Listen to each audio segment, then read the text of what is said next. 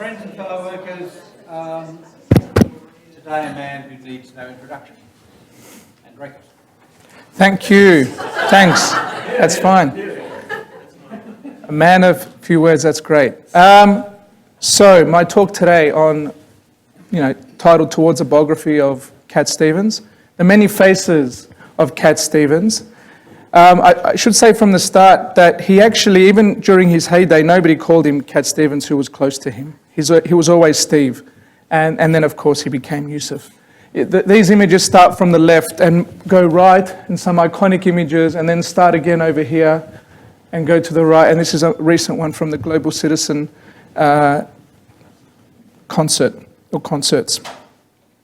Now, in 1977, Cat Stevens released, his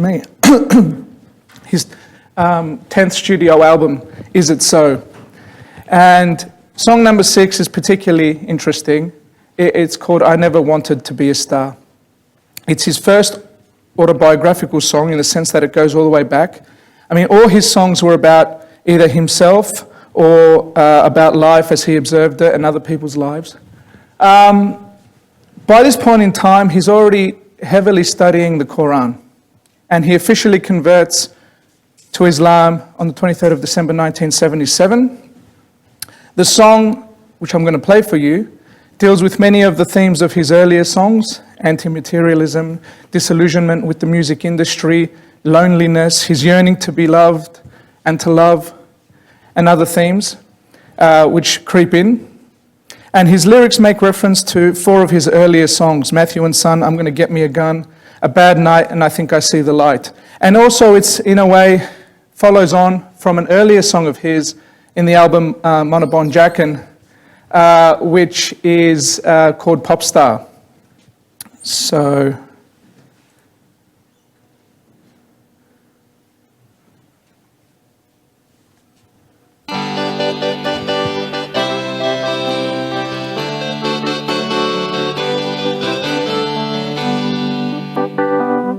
I was 17. You were working for Matthew and Son. The Beatles met the Queen. And I wrote, I'm gonna get me a gun, yeah. It was like a dream in the star machine. Oh no, is it so? Is it so? I never wanted to be a star. I never wanted to travel far. I only wanted a little bit of love so I could put a little love in my heart. I never wanted to be la-di-da, go to parties avec le bourgeois. I only wanted to sing my song well so I could ring a small bell in your heart. Yeah, yeah, yeah, yeah, yeah, yeah. I was on the road, sleeping between lorry lights, all alone, stone drunk and cold, heading into a bad night, yeah. Just another beat in the star machine. Hi-ho, here I go, here I go.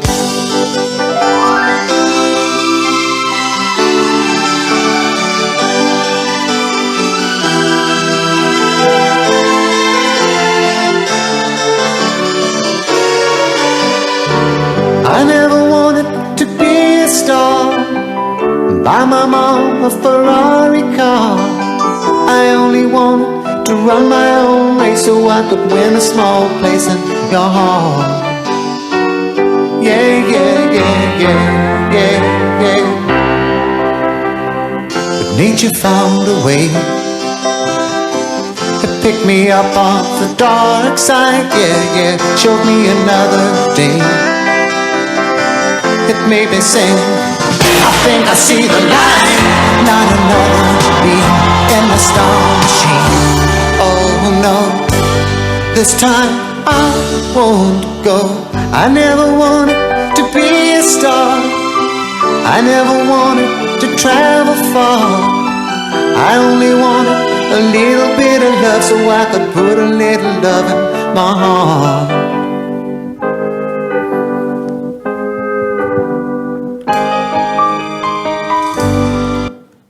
Okay, so there are many references there to events in his life, which if they're not obvious, they will become obvious as my paper goes on. His most recent album, from 2014, Tell 'Em I'm Gone, his 14th studio album, has another song, Song 6, Editing Floor Blues, which is another fully autobiographical song, reflects on what he considers the main events of his life, and quite clearly shows bitterness at the media handling of the Rushdie affair, which I'll talk about later on, with the line, well, there's more than this, but particularly with the line, truth buried on the editing floor. So just to warn you, there's no more songs after this one. Sorry. Let's suppose that you're writing a really important email to a colleague. Oh. What happened? Oh. Notice the sound, different, completely different. I was born in the West End in the summer of '48, above a small cafe.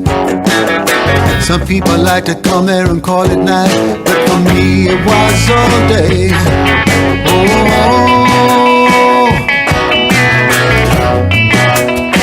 now the dogs keep a prowling around my front door, and the truth howled out from the editing floor.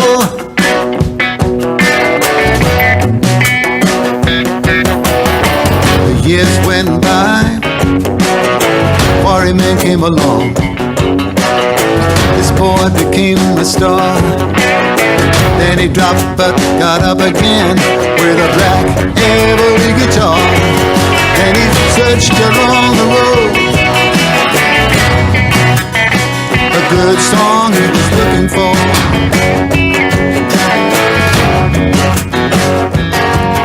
And the truth sang out from the editing floor.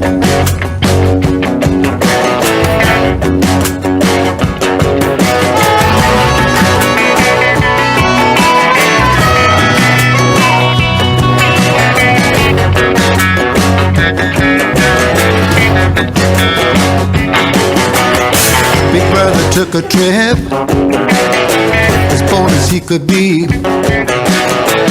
to the place he heard, where the good prophets used to walk, high above his darker world. And the word came down, and the little brother saw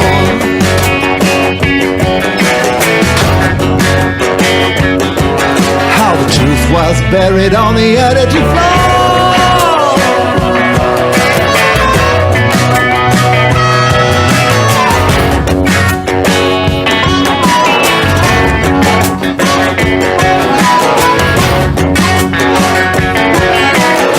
One day the papers rang us up. The check fire said this. It said, oh boy, I'd never say that. And we got down to the truth of that, but they never printed that. Just like Socrates, the man from Greece.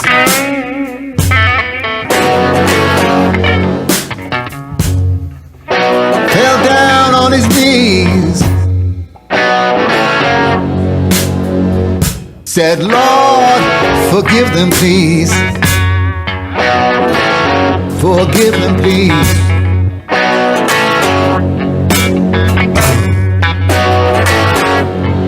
And he spoke no more, and the cup spilled out on the editing floor.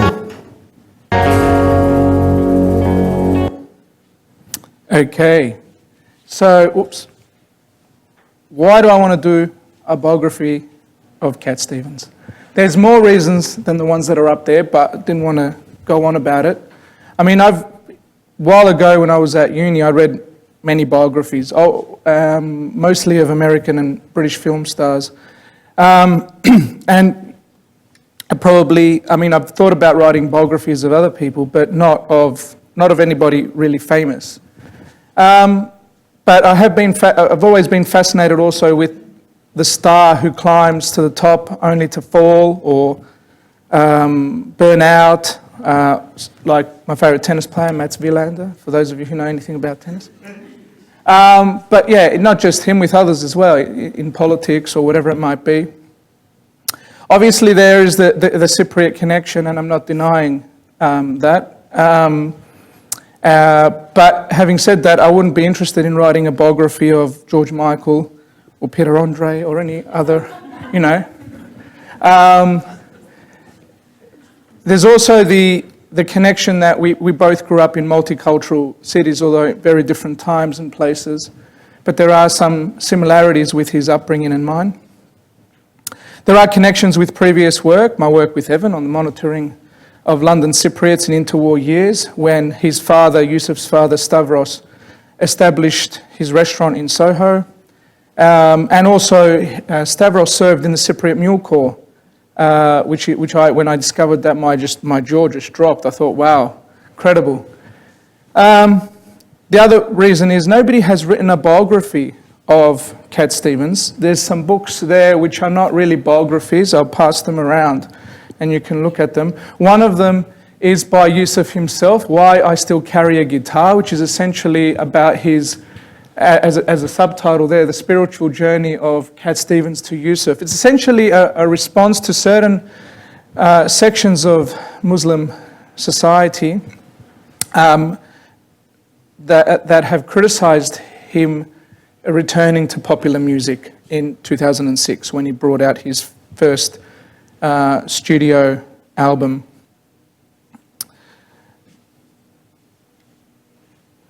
My methodology. So obviously there's quite a few archives that are possible minds for research. At the moment I've just restricted myself to newspapers and magazines. These are for a little bit because Yusuf has on occasion given interviews where he said that he exaggerated some of the things that he said in his earlier life as Cat Stevens.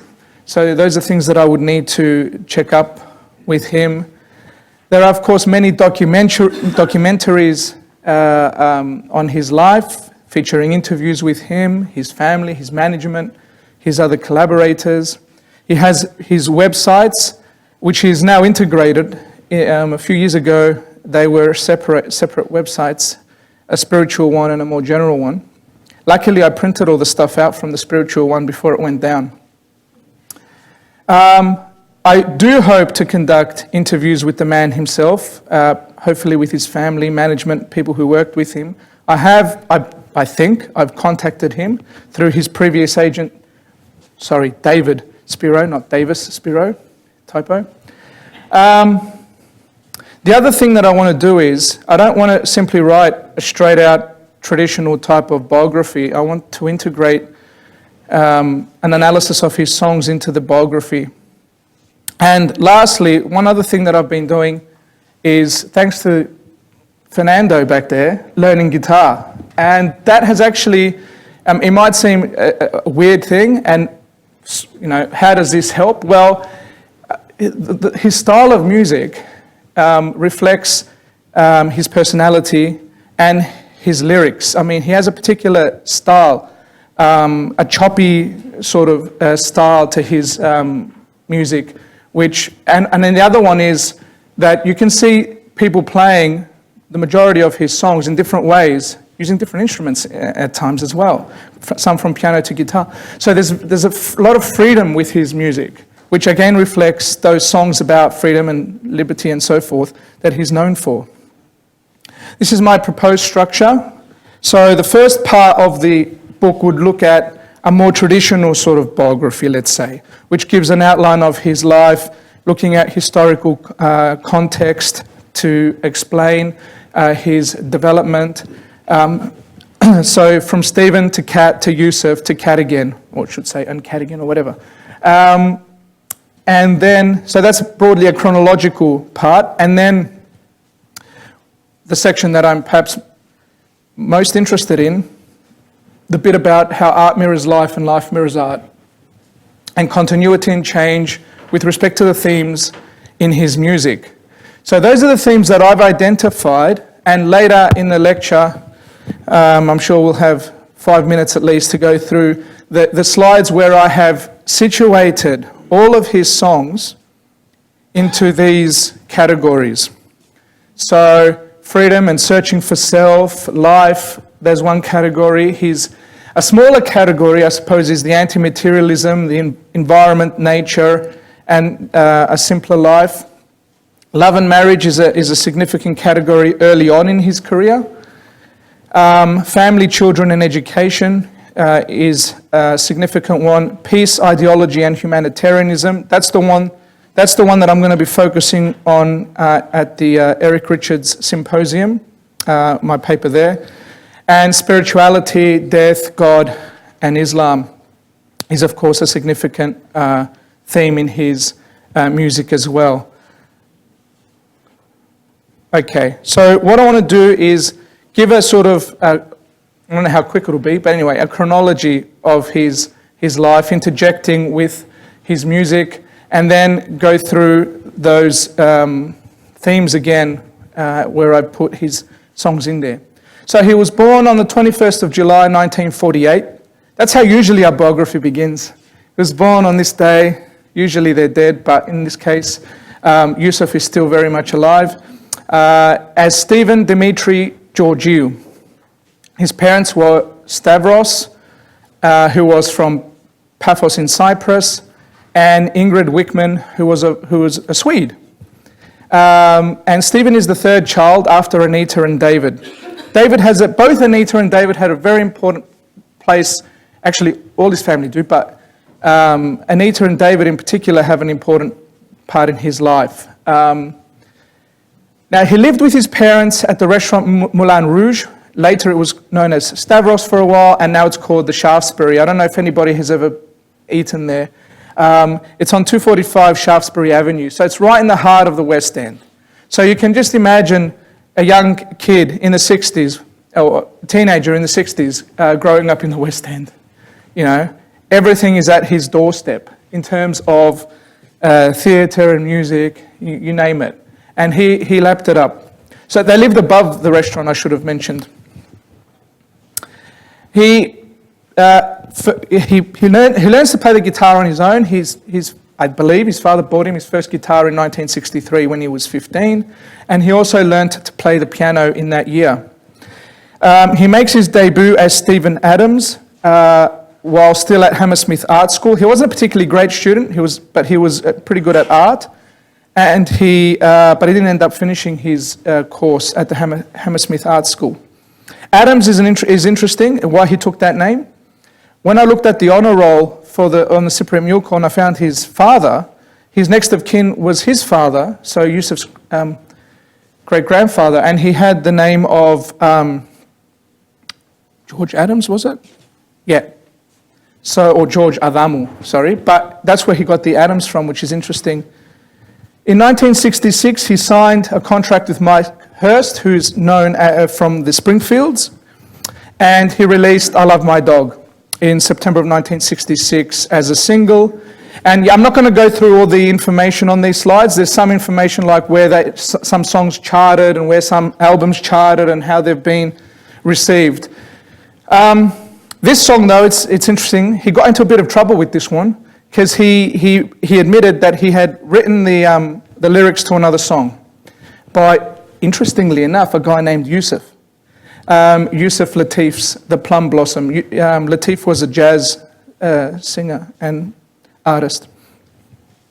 Then in 1967, Cat Stevens, who considered himself at this point in time, he didn't think he was going to be a singer, he thought that he'd be a writer of songs. He sold The First Cut Is the Deepest for £30 to P.P. Arnold, and it became a smash hit.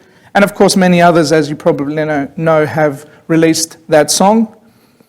Then in 1967, Decca Records selected him to launch their new label, Derham, and he released his 2 albums in 1967. By the way, that's obviously his father and his mother there.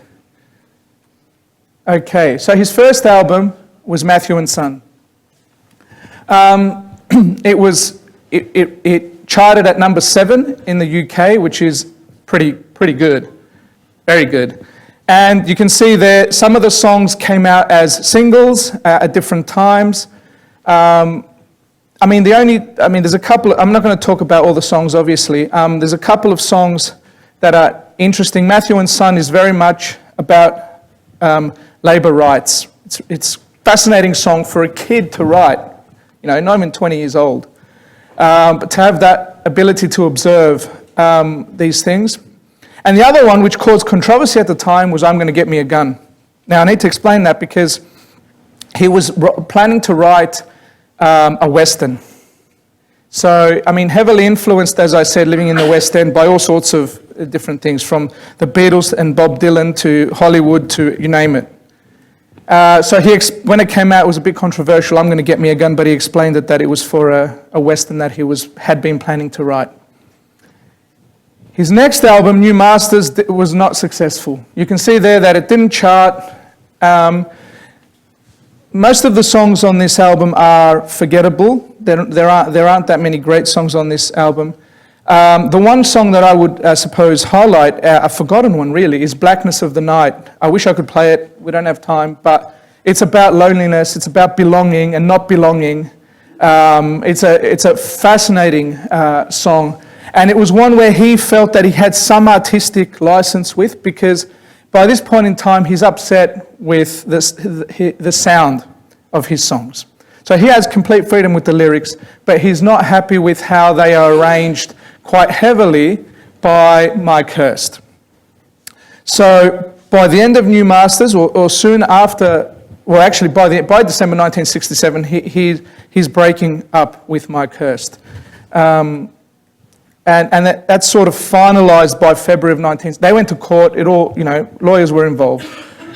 But before he could take a breath, I suppose, in March of 1968, he's diagnosed with TB and a collapsed lung, and he's told that he's going to die. So he's put into a hospital called King Edward VII Hospital in Midhurst, West Essex, which was a TB sanatorium. I looked it up. Now it's luxury apartments. So people can say, I've got an apartment where Cat Stevens was here, with TB. So he was there for 3 months, and then he spent at least 9 months at home. So for 12 months, he's battling his TB. During this period of time, it's a significant turning point in his life. He starts to contemplate the meaning of life after death, and begins to read about various religions, which he continued to do until he converted to Islam. I'm assuming he still reads, but he took up meditation, yoga, and he became a vegetarian. During this period, he wrote about 40 songs. Many featured on his subsequent albums, Monobon Jackin, Tea for the Tillerman, and Teaser, and The Firecat. In fact, many of the classic songs were written in 1968-69. Interestingly, since returning to popular music, his first album, Another Cup, and his second one, Road Singer, also features songs he had written in 1968, and I'm not sure there might be others, because basically what I've had to do is to listen to these songs as he's delivered them at live concerts, where he actually commentates on his own songs, and to know about these things, because nobody's written about it, so I don't know. There might be others. The other thing that I want to say is Revolution was a musical that he was planning to write about the Russian Revolution, and it never got off the ground. It was an idea. He wrote quite a few songs for Revolution, including Maybe I'm Right, Maybe I'm Wrong from Monobon Jackin, but also Father and Son was meant to be for Revolution, and it was meant to be about a son going off to the revolution. So he was always interested in theatre and perhaps making a film musical. He returns to music as his own man, so to speak, with Monobon Jackin, the album his first album after his illness, released in April 1970. Quite a few classic songs here. Many people's favourites, Lady D'Urbanville, is featured here. You can see it charted very well in many places. And his album charted at 63. However, it's important to note that when it first came out, Mona Bonjakin was not popular. It's only after his next album comes out, Tea for the Tillerman, that people looked back to Mona Bonjakin and sort of rediscovered it for the first time. And Tea for the Tillerman is his classic album, featuring on many people's or committees' lists of top albums. You know, the songs here would be known to many people: Where Do the Children Play, Hard-Headed Woman, Wild World, and so forth, Father and Son. You can see that it charted very highly in the US. It was his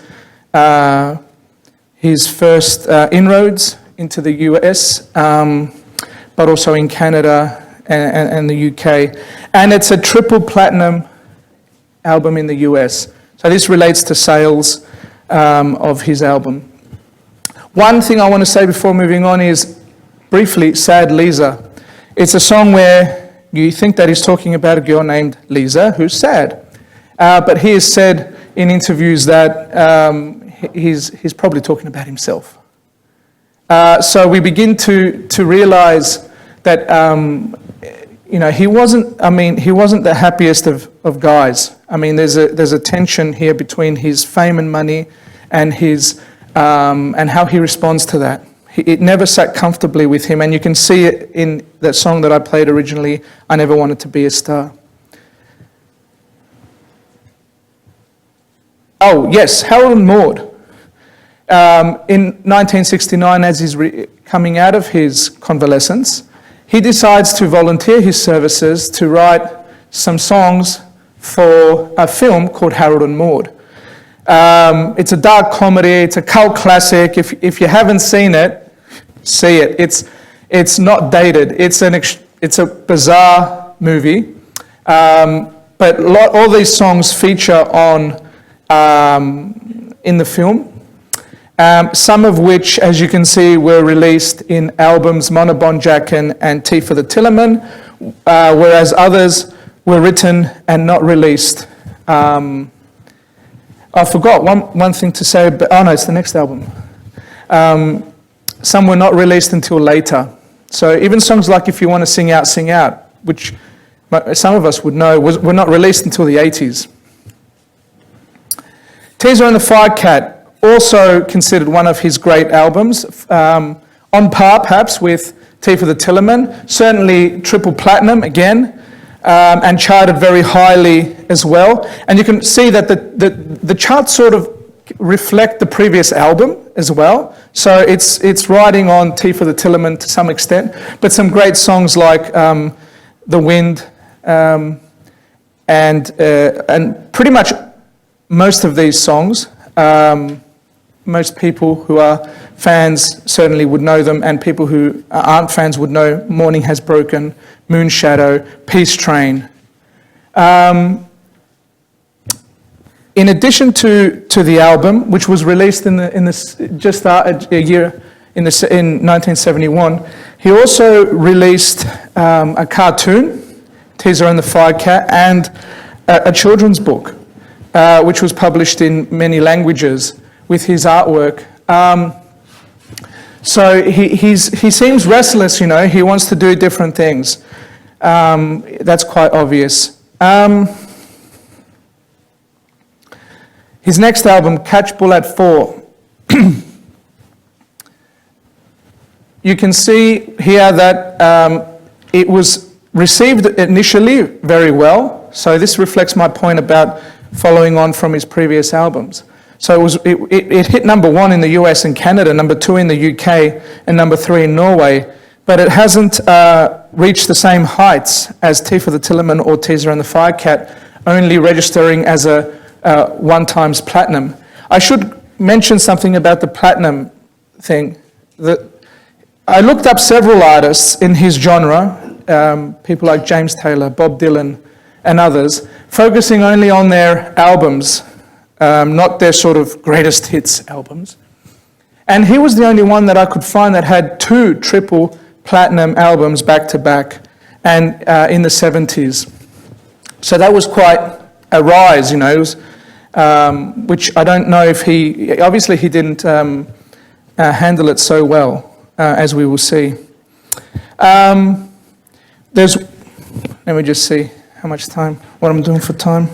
Not doing so well for time, so I will not play that song. But I wanted to point out The Boy with the Moon and the Star on His Head, which is, I don't know if you know this song, but refers to an affair before marriage, an extramarital affair, and there's a child being born and so forth.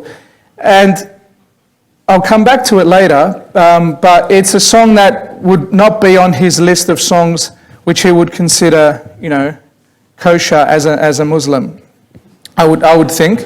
But he has since, in his last tour, he decided to play that song live, with the proviso that he said that he told his wife that this never happened in real life. But it's just gone feral on YouTube. It's just gone mad that people that he sung this song, which is an interesting development. Now, most of these songs are not considered his classics. Catch Bull at 4, but there are some great songs like Sitting, Silent Sunlight, Can't Keep It In. Ruins is a great song. Then what he decides to do, he realizes that he needs a change.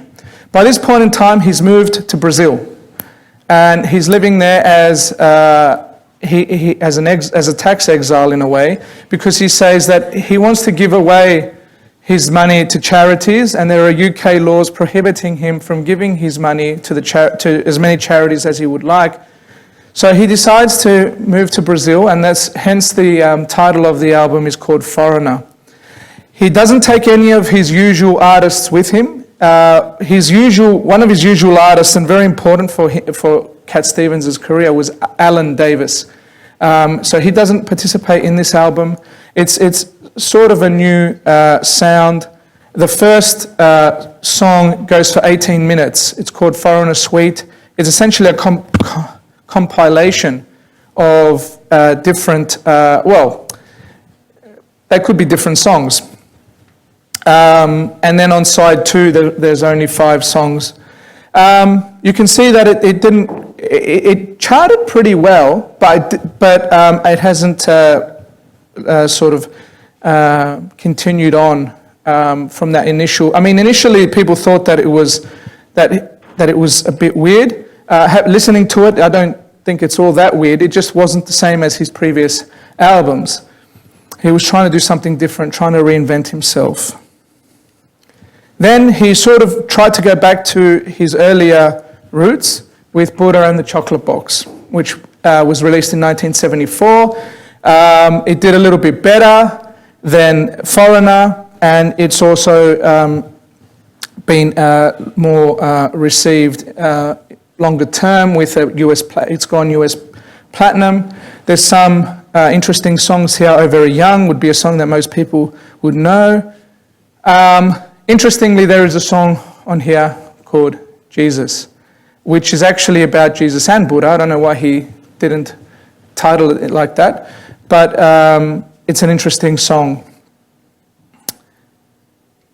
And then capitalizing on his popularity, on particularly Tea for the Tillerman and Teaser and the Firecat, they released his greatest hits album, which has gone 4 times platinum in the US and charted very well as well.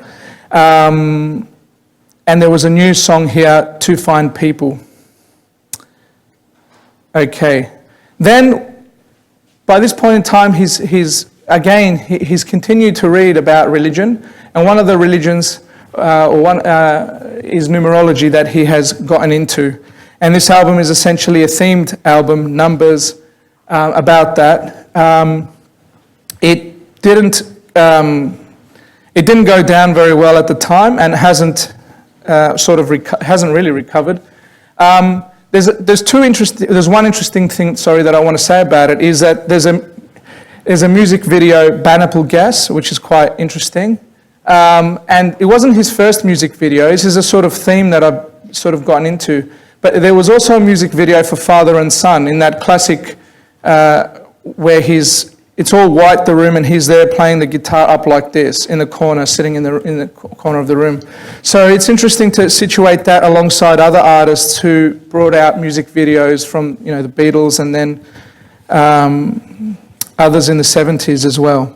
So Numbers, not particularly successful, but we begin to see his interest developing as regards his spirituality.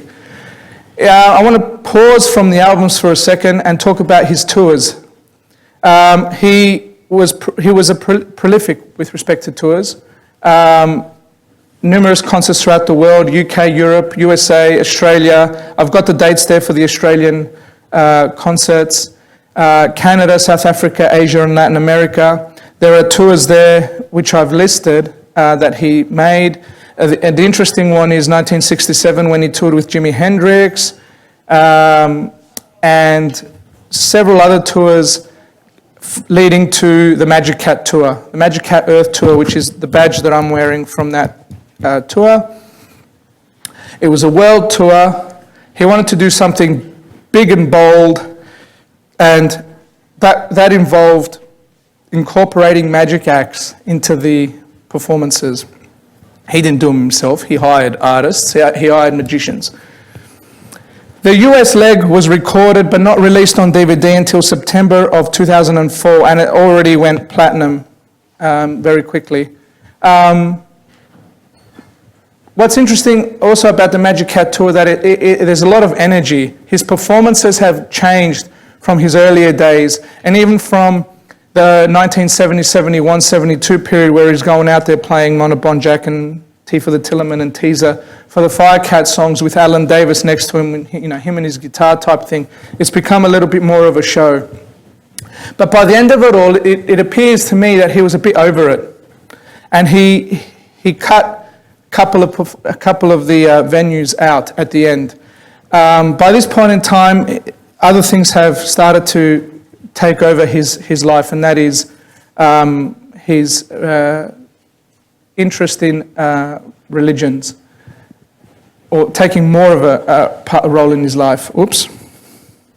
These are some non-album releases which are interesting, particularly I Want to Live in a Wigwam, which charted at number 4 in Australia. It's a fascinating song, which incorporates quite a lot of the themes in his music, and Another Saturday Night, which wasn't his song, which is a rare thing. Almost all of his songs in the 60s and 70s were written by him. He rarely performed somebody else's song, which is interesting because in his last album, about half of them weren't his songs, which is interesting. Coming back to Is It So? The only few things that I want to say about it is that it's a comeback album of sorts, which succeeded. It was received quite well. It hasn't, interestingly, it hasn't sort of followed that popularity. It hasn't become a platinum album. But there's some, what's fascinating about Is It So is that he drops the theme of religion and spirituality here. By this point in time, my theory is that he's already quite progressed with his study of the Quran. The other thing to say about it is that he used synthesizers on this album. So it was a completely different sound with that electro sound. And some people claim that the song was Dog a Donut, which is just this continued sort of tune, really. It was the first techno song to be released. Not sure about the truth of that. So this is 1977. And then he released Back to Earth on one level under duress. By this point in time, he had already converted to Islam a year before the album was released. He didn't do any advertising for the album. His father died actually on the day that the album was released in December of 78. The album was, he went back to most of his old collaborators with respect to developing this album. He felt compelled to do it because of his contract, and during the sessions, they took on a very melancholy atmosphere. And there's some interesting songs on this album, continuing on the same themes. One of them that I particularly like is Father, which is really a sort of very sentimental and moving tribute to his father. And the other interesting one is New York Times, where I can't understand why he released it as a single, but it's an anti-New York song. So you would, thinking of the context of New York, and other New York songs which were released in the mid-70s. At the time, Cat, after Brazil, he also spent quite a bit of time in the US, particularly New York. And yeah, I mean, it's essentially, he vents his spleen on this album. He's very critical of New York life. It's a very interesting but strange song. And finally, with Never, he's basically saying, well, maybe there will be another time, maybe I'll come back, which is quite an interesting thing to say at that time. He's a bit unsure. What he's sure about by this point in time quite clearly is that he's a Muslim because he's already converted. But he's treading cautiously. But he knows that for the time being, his music career has ended. So there's several incidents in his life which he attributes to spiritual intervention. But the one that stands out is when he almost drowns off the coast of Malibu in 1976. And in that year, his brother David gives him a copy of the Quran. Now, he is interviewed in the Daily Mirror on the 25th of June, 1977.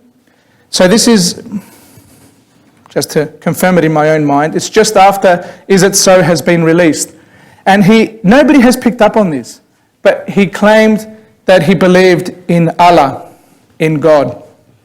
He doesn't officially convert until December, as I said, of 1977. And he takes the Hajj, his first one, in October of 1980. Now, Islam obviously offers him a spiritual home. The confusion of God, looking at one and this other religion, that comes to an end. He accepts the Quran as the word of God. He identifies with the story of Joseph. He takes the name of Yusuf. However, it's more than that. It seems to me that Islam reflects many of the themes in his songs. His anti-materialism, there's anti-technology views there, his desire for a simpler life, surrounded by family and community, and advocacy of peace and harmony on earth. It offers him a cultural home, the community and the stability of family life that he seemed to crave and lack. It offered him a stable relationships between believer and God and between man and woman through marriage. His Islamic philosophy is very much rooted in the Quran, so there's nothing sort of new there. But what sort of surprised me, not knowing a great deal about Islam and sort of still trying to slowly understand in order to help explain Yusuf's conversion and his beliefs, is that there's no contradiction, or at least he doesn't think there's one, between the Quran and the scientific discoveries made, or which can be made, about nature and the universe. So he believes, for instance, in the Big Bang and so forth, right? And he has delivered many lectures on Islam from the 1980s. And in 1996, there was published one of these in this little booklet, which I read the other day. It's quite interesting. Short biography of the main highlights of Muhammad's life. Now, he gives up music and he devotes himself to essentially two things for the next almost 3 decades. One is humanitarian work. But this goes back, this predates his conversion. So in 1971, he performed at the Cure concert. Proceeds were given to the National Addiction and Research Institute to combat drug addiction. He becomes I wasn't able to confirm this through UN, but he seems to have been some type of ambassador for UNICEF. And there were various things that he did for that, even coming back in 1979 and performing a couple of songs at a UNICEF concert. As I said before, he lived as a tax exile because of these reasons. He also established the Hermes Foundation. I'm not sure when exactly, 73, 74. By 1980, he'd worked out that he'd donated over £500,000 to various charities, which I've listed there. And he served, later on, he served as a chairman of the charity Muslim Aid from 1985 to 93. Left my watch, that was a bad idea, wasn't it? But what I was going to say quickly is that in 1974, he was always, there's this connection with Cyprus that he's never let go of, despite his conversion. And he supported those who were displaced in 1974 from the war. Then in the year 2000, he established small kindness, which comes from the Quran. It's a statement in the Quran. After visiting Bosnia, and essentially to assist famine victims in Africa, orphans and families in the Balkans, Indonesia and Iraq. And it received the Wango Humanitarian Award from the World Association of NGOs in 2004. And in March of 2013, his daughter Asma takes over as the CEO. Small Kindness gives 100% of the public donations directly to the beneficiaries, none to administrative costs. And then his educational work. As his children grow up, he decides to establish some schools in London. First, Islamia Primary School in Brondesbury Park, which was later moved to Salisbury Road in North London. And in 1988, it became the first Muslim school to be granted public funds. And then in 1989, the Islamia Girls Secondary School. And then in 1996, the Brondesbury College for Boys. They're all on the same sort of, as far as I can understand, all on the same sort of site. All of these schools routinely, the secondary schools routinely top all sorts of league tables in the UK. And also in 1992, he set up the Association for Muslim Schools, a charity that brought together all the Muslim schools in the UK. So it's quite prominent with educational work. And in 2010, he founded the Yusuf Islam Foundation, an umbrella organisation based in London, working in education, philanthropy, community development, which controls these schools. And it's building a new cultural and wellbeing space in London, called the Mackham Centre. I'm not sure when this is going to be completed. Okay, the Rushdie affair. So in 1988, as we know, Salman Rushdie published the Satanic Verses. In 14th of February, let me be precise, the Ayatollah Khomeini issues a fatwa against Rushdie. About a week later, Yusuf was speaking to the Islamic Society at the Kingston Polytechnic, which is of course now a university, and he's asked about blasphemy in Islam. He declared, the Quran makes it clear if someone defames the Prophet then they must die, and has subsequently clarified all this by saying that in the same way that the Bible talks about blasphemy, he was merely repeating what the Quran states about this.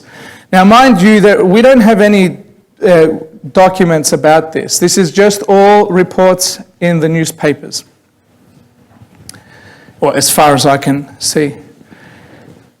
On the next day, once they hit the newspapers, he issues a statement saying that he didn't support the fatwa and that he was merely quoting the punishment for blasphemy in the Quran. Then, perhaps he was a bit of a glutton here for punishment. He decided to appear on Jeffrey Robinson QC's TV show called Hypotheticals. This is a few months later. And he said on the show that if he were in an Islamic state, he would report the whereabouts of Rushdie if he knew where he was. and that in a demonstration where his effigy were burnt, he stated, "I would have hoped that it be the real thing." Now, Yusuf claimed that the program was heavily edited, that the laughter was cut out, that his comments were made to seem serious when they were made to lighten the moment. He claims that he has regretted making those comments, but he also, when he was, at the time anyway, he issued statements saying that he didn't support the fatwa. After an initial backlash, quite a heavy backlash, Yusuf has, I think, pretty much moved on from this affair, although it still plays on his mind, as you saw with the song Editing Floor Blues. Whereas Rushdie hasn't accepted Yusuf's explanation. I guess they've never met to discuss it. But Rushdie has claimed that Yusuf isn't a nice guy and that he shouldn't be believed, or his explanation shouldn't be believed. Okay, so we're sort of on the home stretch. Yusuf's family.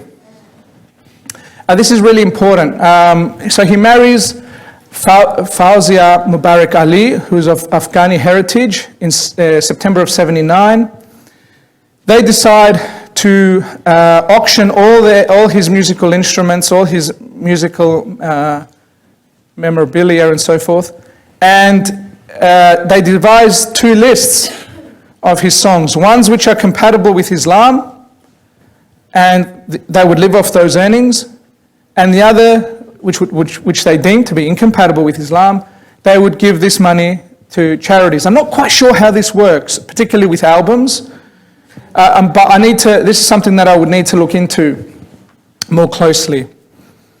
In 2007, he estimated that he still made 1.5 million US a year from his old songs, which is pretty good, not bad, right? On the backlist. Yeah, on the backlist. Well, I don't know at this point in time. His children, he has 4 daughters and 2 sons. One of his sons died very soon after birth, the last one in 1990. But his other children, Hassana Islam, they're all sort of involved in one way or another in his work, whether it's the music, whether it's the charities, whether it's the education. Hassana Islam is the oldest. Then Asma. Asma is very interesting because she goes by the name of Asma Georgiou, not Asma Islam, as far as I can see on the web. And she's studied law, and she's also the chairperson of Small Kindness. And the other interesting person, not wishing to forget the other children, Maimana there, and also Amina, who's a photographer. The other important one is Muhammad, who sometimes goes by the name of Muhammad Adamos Islam, again in reference to his great-grandfather here, and also Yorios Adamos as his musician name, again names from his grandfather's side of the family. So he's a musician, but also I think mostly now manager of Yusuf's career, and he initiates a turning point here by bringing the guitar home, and and Yusuf picks up the guitar again, and in conversation with his son, he begins to realize that music is not incompatible with Islam, and that the guitar was introduced perhaps to Europe through Islam. So this is a photo of his family circa 2004-05. You can see that he's here with 3 of his daughters and his wife, and they are all veiled. And then you can see a photo from, I believe it's from, well, it's clearly from the Moonshadow concerts, but I'm not sure if it's 2012 or 2013, where his daughters, at least, are not veiled. Or one of them sort of is a little bit there, but there's a change, there's a dramatic change, and there's a dramatic change in his own appearance as well, looking further back. And this is Asma here. Don't know who this fella is, but this is Asma here, and it's all about the charity. And so this is his career since his return to music. Another cup, which I won't go into because I'm running out of time, and it'll come up now so Another Cup is a reference to Tifa the Tillerman, Another Cup. Road Singer, and Tell 'Em I'm Gone, all received quite well actually. Another cup even went platinum in Germany. So just a little bit on the continuity and change. Now he's, of course, billed as Yusuf Cat Stevens. He has dropped the name Islam from his performances. Another cup is a follow-up to Tea for the Tillerman. I Think I See the Light from Another Cup is an R&B version of the original. Heaven, Where True Love Goes from Another Cup is an R&B version from a section of Foreigner Suite in the album Foreigner. New song, You Can Do Whatever, from the film Jobs, reminiscent of older songs about doing what you want to do in your life. Releasing songs that he wrote in 1968, Greenfields and Golden Sands and The Rain. At concerts, he's now singing most of his old songs, but I was in complete shock when he sung The Boy with the Moon and the Star on His Head recently. Still singing about the same subjects and themes, but his spiritual songs are infused with Quranic references and are mostly about explaining Islam. His peace and anti-war songs are somewhat darker than his 1970s songs on that theme, and he only has one love song. So this is the songs as they fit into the themes. And I've separated them into 1967 with the first two albums, and then the 1970s, and then since 2004. So you can see here that this theme seems to be consistent. And then we have anti-materialism, the nature and simpler life. We can see that this doesn't rate, Simpler Life doesn't rate in 1967. These thoughts are not preoccupying his life at this point in time, or at least they're not reflected in his music. Love and Marriage, you can see a very heavy early period of focus here, continuing on in the 70s, but not really particularly since his comeback, although Heaven, Where True Love Goes is a beautiful love song. Family, Children and Education featuring consistently, I would say, and Peace, Ideology and Humanitarianism as well, featuring, and also labour rights and ideology as well, interestingly featuring consistently throughout his three phases, let's say. And not surprisingly, the spirituality doesn't feature in his 1967 albums, but features since then, particularly since 2004. I'll just skip this, I think I've run out of time, but what he's doing today is essentially, he's out there still in the public, performing. He performed, the highlight I suppose is his North American tour, where he also performed at the Global Citizenship Festival in Central Park in New York, which was streamed live. There's like 7 hours of footage, but I found it pretty quickly, so I'm pretty pleased it didn't take me all that long to find his little bit there, where he sang a duet with Eddie Vedder from Pearl Jam. He was a pallbearer at Muhammad Ali's funeral, which you can see up here, where he stated that Muhammad Ali was a leader for us who converted, and there he is performing. And if you're in the UK, you can catch him at these venues. Thanks for coming, I appreciate it.